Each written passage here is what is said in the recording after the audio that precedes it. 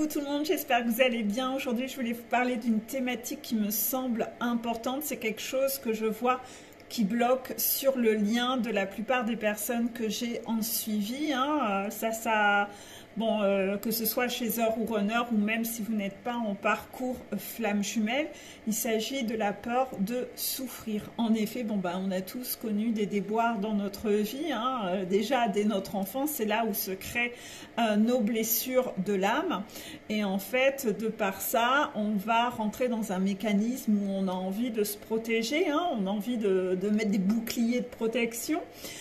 Pour ne pas revivre cette souffrance, on n'a pas du tout envie de revivre cela. Le problème, c'est que à force de se protéger, de se surprotéger, parce que tout de suite on part dans l'excès, on se surprotège en général, on va finalement mettre des barrières avec la personne en face, ne lui laissant même pas une chance en fait. On ne va plus voir la personne en face comme une personne qu'on a envie d'apprendre à connaître, avec qui on va se lâcher, avec qui on va s'abandonner. Non, on va tout de suite mettre une distance, on va être dans la méfiance, on va se dire cette personne est capable de me faire souffrir. Surtout, cela va s'amplifier si justement vous sentez que vous commencez à vous attacher à la personne et en fait vous allez commencer à revenir dans cette peur, cette paranoïa que l'autre peut nous faire souffrir. Donc en fait, c'est ainsi qu'on retrouve beaucoup de personnes qui parfois trouvent plus confortable d'être dans une relation où il n'y a pas trop d'implication émotionnelle, comme ça, je ne souffre pas, c'est génial, j'ai la maîtrise de la situation, parce que dès que je suis vraiment attachée, j'ai peur, je flippe. Donc finalement, c'est réellement insensé. Mais je pense que si vous repartez un peu dans vos souvenirs d'enfance, ça vous arrivera certainement tous de vous rappeler que parfois vous pouviez être ultra gentil avec quelqu'un où il n'y avait pas d'attachement. Et puis ce beau gars là, ce beau mec en face de vous qui était beau comme un dieu, limite vous mettiez de la distance, vous le cataloguiez de ci ou de ça sans même le connaître parce que là tout de suite, j'ai peur. J'ai peur, cette personne est susceptible de me plaire et si elle me plaît, elle peut me faire du mal. Donc vous voyez un peu ce côté un peu sensé, cette peur de souffrir où finalement on met une barrière et on ne laisse même pas à l'autre possibilité d'entrer.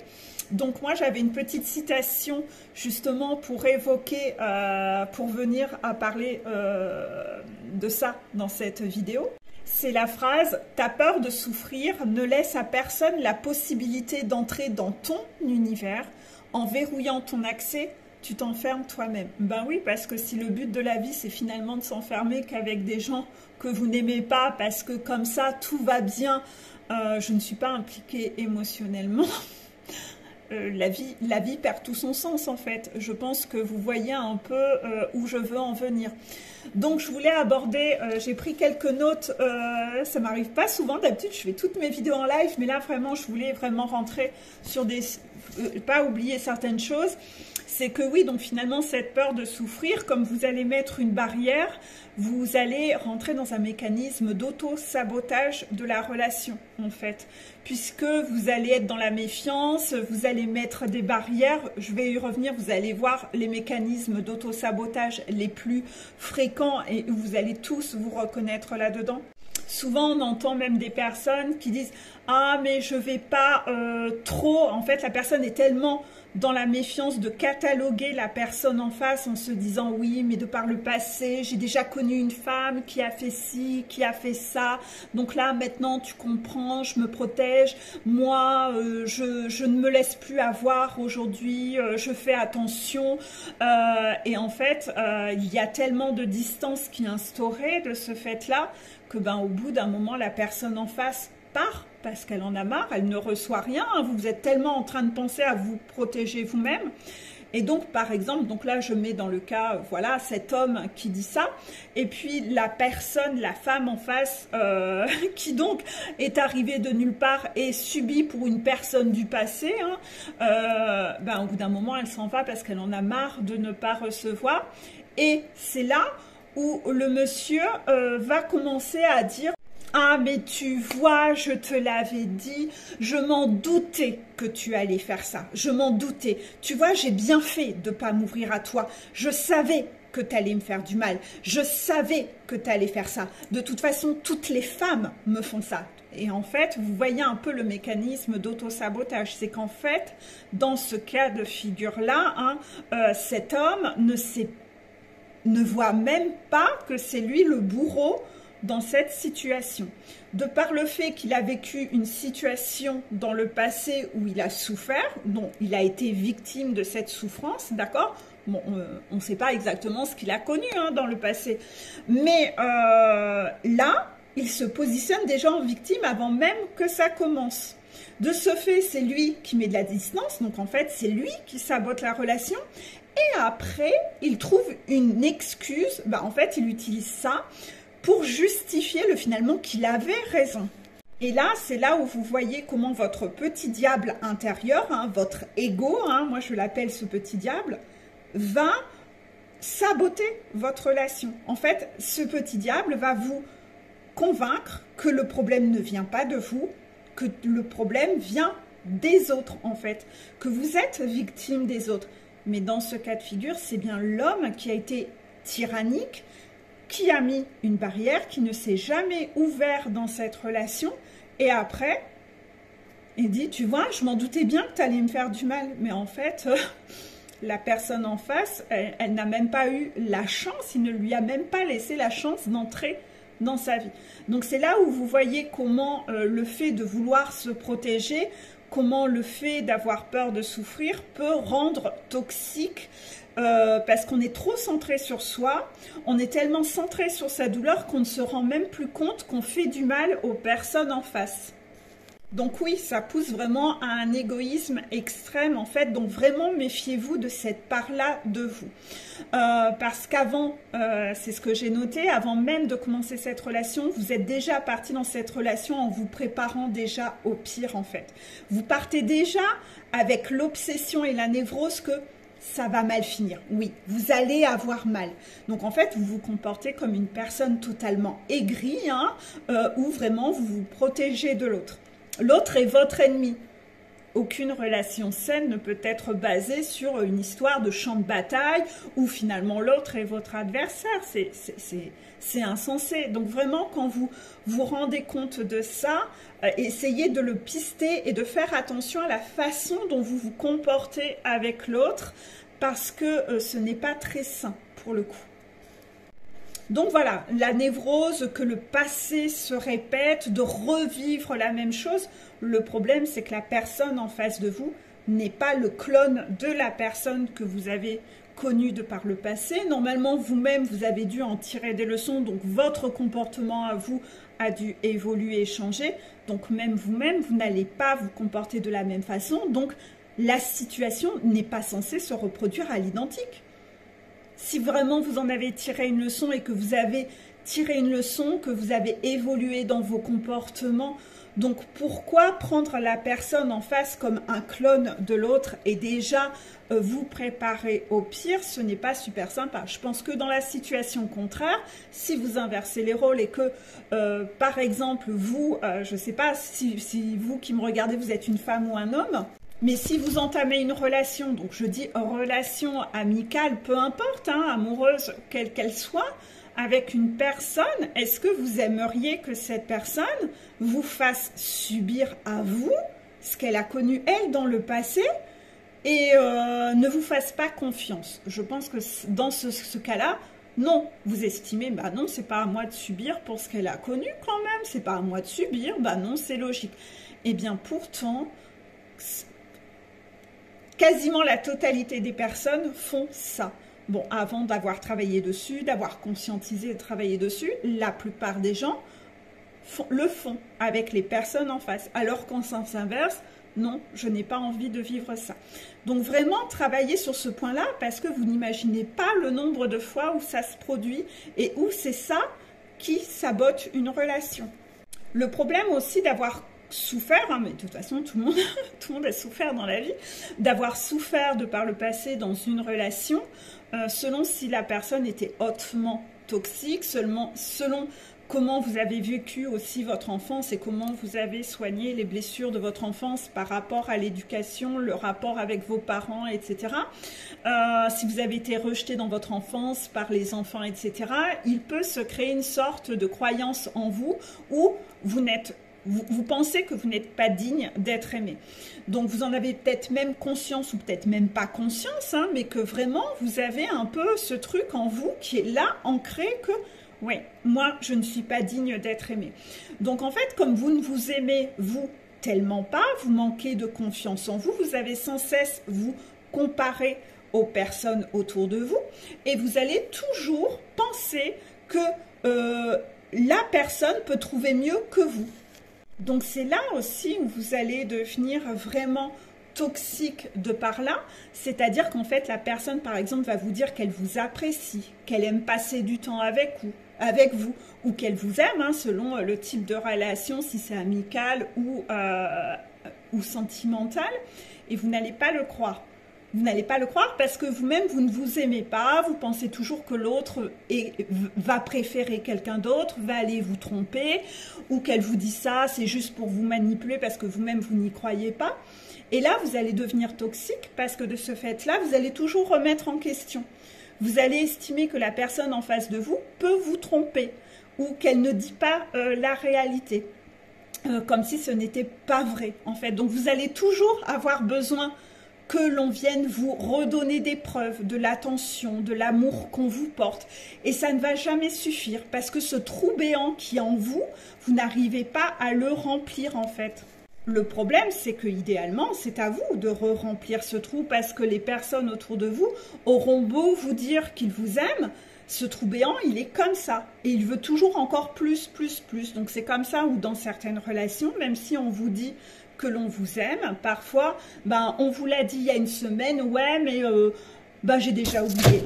Oups, oui, j'ai déjà oublié. Ben oui.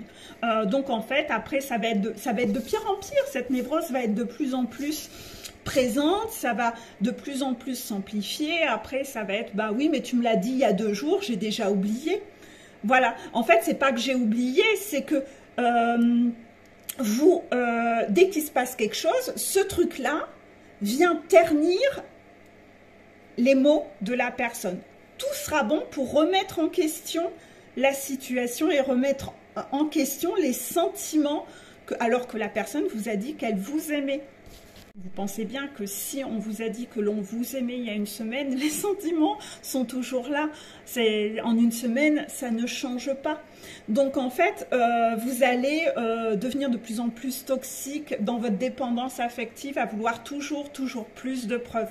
Qu'on vous le dise de plus en plus souvent. Et après, ça s'amplifie. Vous faites des crises de jalousie, vous devenez tyrannique. Et ça, c'est extrêmement toxique. Ça sabote encore la relation. Donc moi j'ai une petite métaphore à l'appétit pour encore aborder ce sujet. J'avais fait une story là-dessus en mode écrit. J'avais expliqué par exemple, c'est la petite anecdote de la glace. Imaginons, vous avez en face de vous une personne au restaurant qui, au moment du dessert, commande une glace vanille. Voilà. Commande une glace vanille. Vous aimez bien, vous savez, les coupes où il y a plein de choses, la glace, de la chantilly, etc., plein de choses. Cette personne commande la glace vanille. Est-ce que vous iriez dire à cette personne qu'elle n'a pas le droit d'aimer la glace vanille et que non, ce n'est pas vrai, elle n'aime pas la glace vanille, elle ferait mieux de choisir une glace au chocolat, par exemple? C'est insensé. Vous n'avez pas à décider pour elle si elle a à aimer la glace vanille ou la glace au chocolat. Par rapport à cet exemple-là, vous trouvez ça extrêmement logique. On est d'accord. Pourtant, quand cette personne dit « vous aimez » et que vous persuadez qu'elle peut trouver mieux et que vous décidez pour elle, ah non mais je suis sûre, s'il voit une autre nana, il va préférer cette autre nana, ou inversement si c'est homme, enfin voilà, elle va tomber amoureuse d'un autre homme, elle mérite mieux, elle va trouver mieux que moi, vous faites exactement la même chose. C'est-à-dire que quelque part, vous ne lui donnez même pas le droit de dire ce qu'elle aime. Vous décidez pour elle.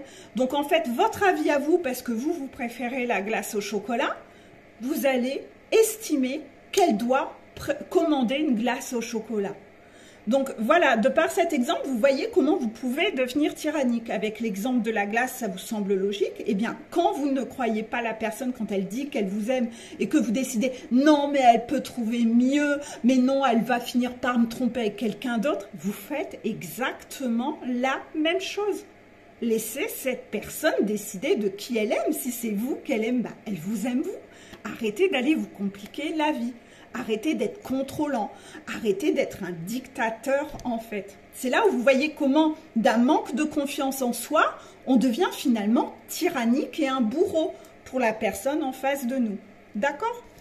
Le problème, c'est que là aussi, de par ce manque de confiance que vous avez en vous, vous allez avoir tendance à vous mettre dans la tête que vous devez changer des choses en vous, que vous devez être plus ceci, plus cela, je dois montrer que je suis plutôt ci ou ça, parce que dans votre tête, vous vous dites que waouh, un mec bien ou une nana bien, c'est comme ça. Donc moi, je vais être comme ça, je vais dire que je suis comme ça. Le problème, c'est que ça n'est pas votre identité. À partir de là, vous allez vous éloigner de votre authenticité, vous allez commencer à porter des masques. Le problème, c'est que la personne en face de vous, c'est vous qu'elle aime. C'est pas vos masques en fait. Donc ça, faites aussi attention à ça. Donc, si j'en reviens toujours à ma métaphore autour de la glace, c'est-à-dire que cette personne en face de vous qui vous a expliqué « ben non, moi vraiment, je préfère la glace vanille ».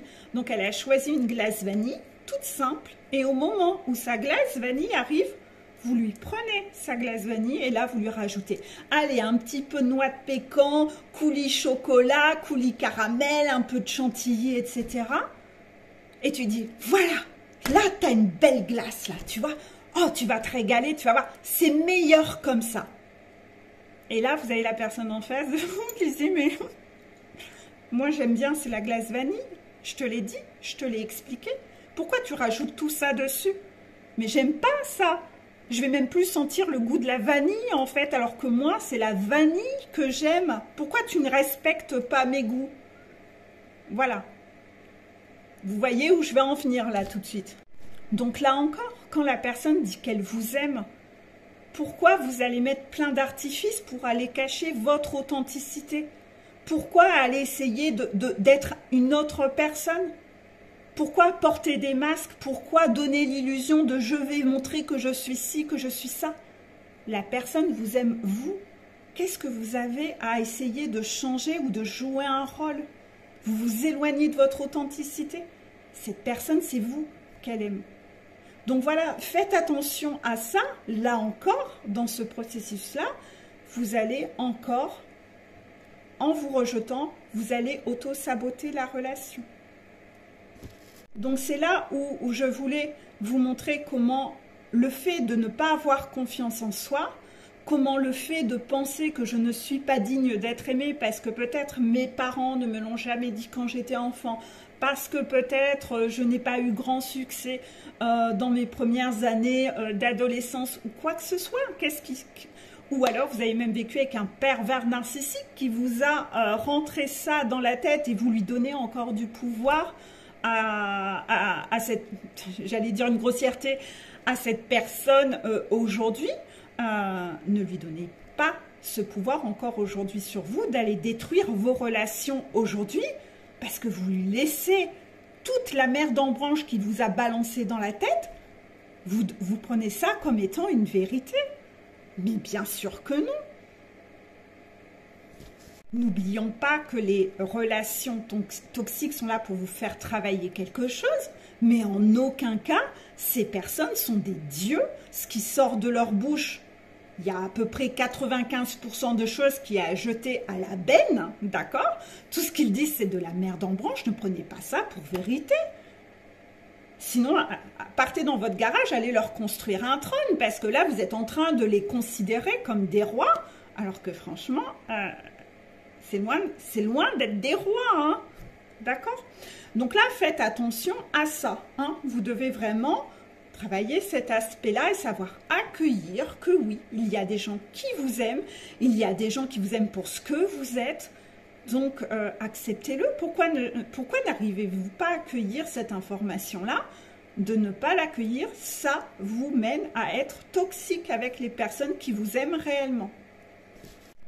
Toujours dans cet esprit de vouloir vous protéger, vous risquez aussi de devenir quelqu'un d'extrêmement contrôlant. Vous allez vouloir tout contrôler pour être rassuré, etc. Et là, tout ce que j'ai cité avant, justement, vous le voyez comment le contrôle peut se traduire de différentes façons et on pourrait en traduire 10 000.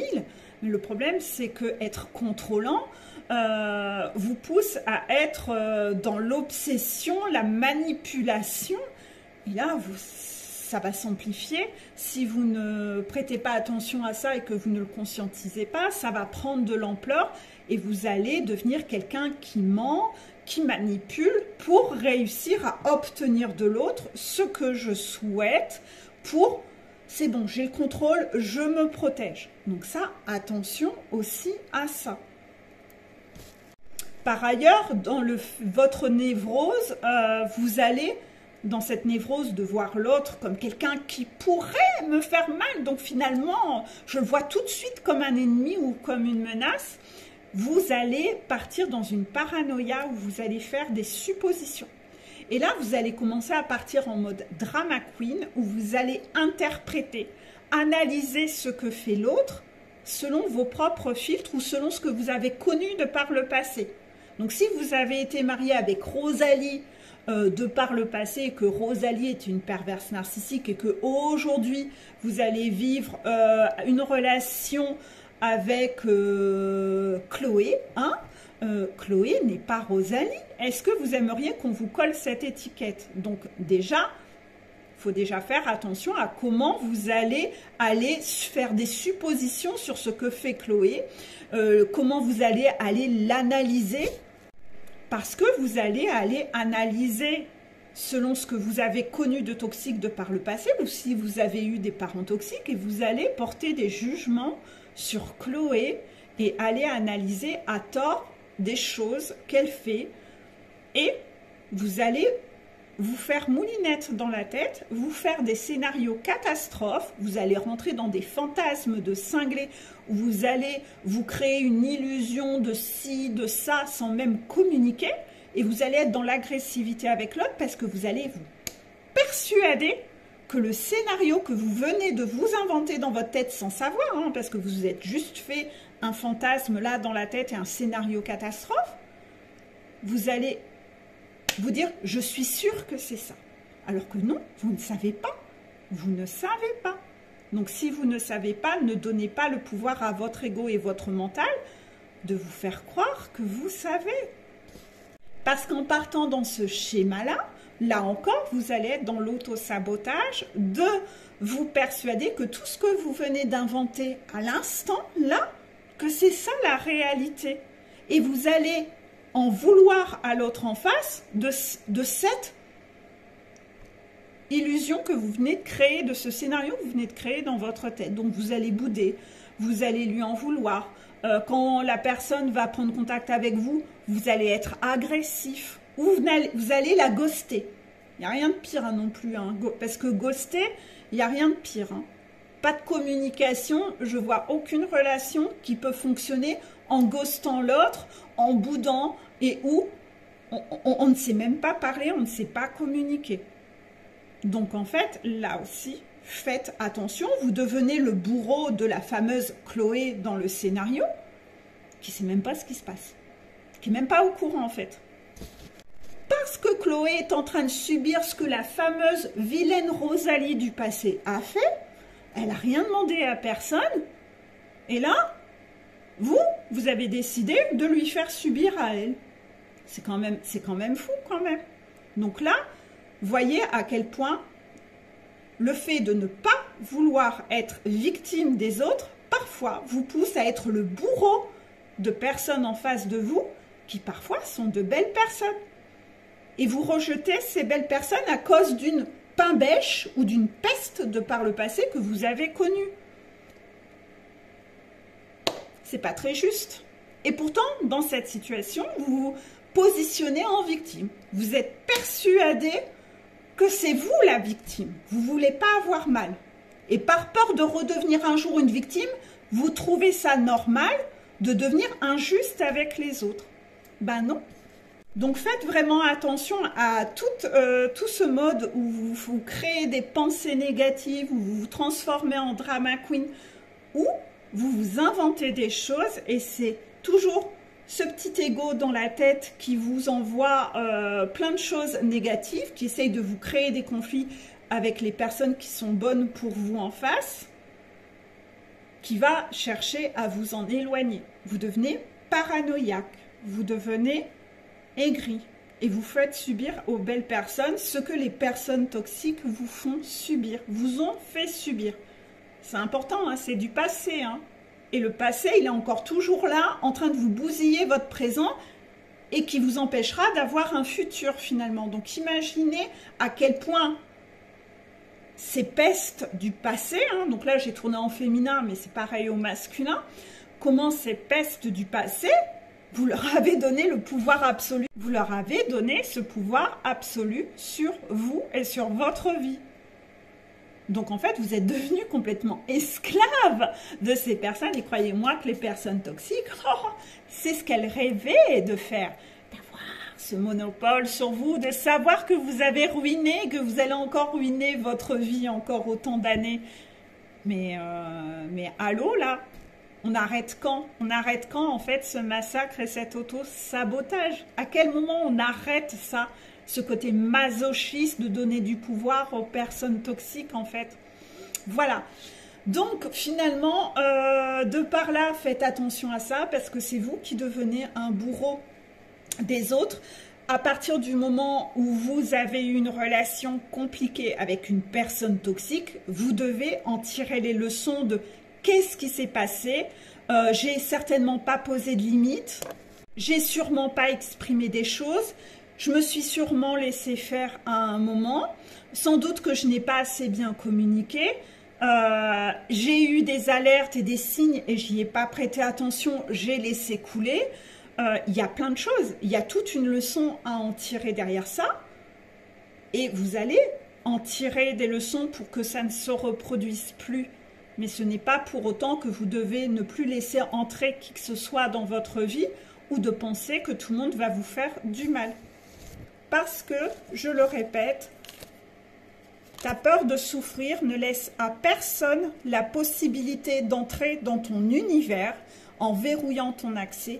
Tu t'enfermes toi-même. Et la personne que tu punis, c'est toi en fait. C'est toi. Voilà. J'espère que cette vidéo vous aura plu. Voilà. Bisous, bisous.